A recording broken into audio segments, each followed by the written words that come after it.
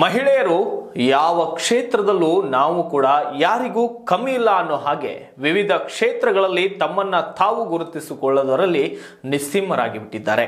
ಅದೇ ರೀತಿಯಾಗಿ ನಮ್ಮ ದೇಶದ ಭದ್ರತಾ ಪಡೆಯಲ್ಲಿ ಒಂದಾದಂತಹ ಸಿಐಎಸ್ಎಫ್ ಪಡೆಗೆ ಈಗ ಮೊದಲ ಬಾರಿಗೆ ಮಹಿಳಾ ಅಧಿಕಾರಿಯೊಬ್ಬರು ಮುಖ್ಯಸ್ಥೆಯಾಗಿ ನೇಮಕವಾಗಿದ್ದಾರೆ.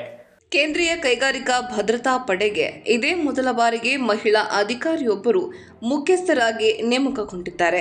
ಹೌದು, ದೇಶದ ರಾಜಧಾನಿ ದೆಹಲಿ ಸೇರಿದಂತೆ ದೇಶಾದ್ಯಂತ ಇರುವ ವಿಮಾನ ನಿಲ್ದಾಣಗಳಿಗೆ ಭದ್ರತೆ ಒದಗಿಸುವ ಕೇಂದ್ರೀಯ ಕೈಗಾರಿಕಾ ಭದ್ರತಾ ಪಡೆಗೆ ಅಂದ್ರೆ ಸೆಂಟ್ರಲ್ ಇಂಡಸ್ಟ್ರಿಯಲ್ ಸೆಕ್ಯೂರಿಟಿ ಫೋರ್ಸ್ಗೆ ಇದೇ ಮೊದಲ ಬಾರಿಗೆ ಮಹಿಳಾ ಅಧಿಕಾರಿಯೊಬ್ಬರು ಮುಖ್ಯಸ್ಥೆಯಾಗಿ ಆಗಮಿಸಿದ್ದು, ರಾಜಸ್ಥಾನ ಕೇಡರ್ 1989ರ ಬ್ಯಾಚಿನ ಖಡಕ್ ಐಪಿಎಸ್ ಅಧಿಕಾರಿ ನೀನಾ ಸಿಂಗ್ ರವರು ಸಿಐಎಸ್ಎಫ್ನ ಪ್ರಧಾನ ನಿರ್ದೇಶಕಿಯಾಗಿ ನೇಮಕರಾಗಿದ್ದಾರೆ.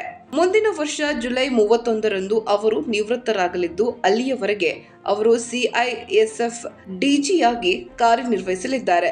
ಹೊಸ ನೇಮಕಾತಿಗಳ ಭಾಗವಾಗಿ ಕೇಂದ್ರೀಯ ಮೀಸಲು ಪೊಲೀಸ್ ಪಡೆ ಮಹಾನಿರ್ದೇಶಕರನ್ನಾಗಿ ನೇಮಿಸಲಾಗಿದೆ.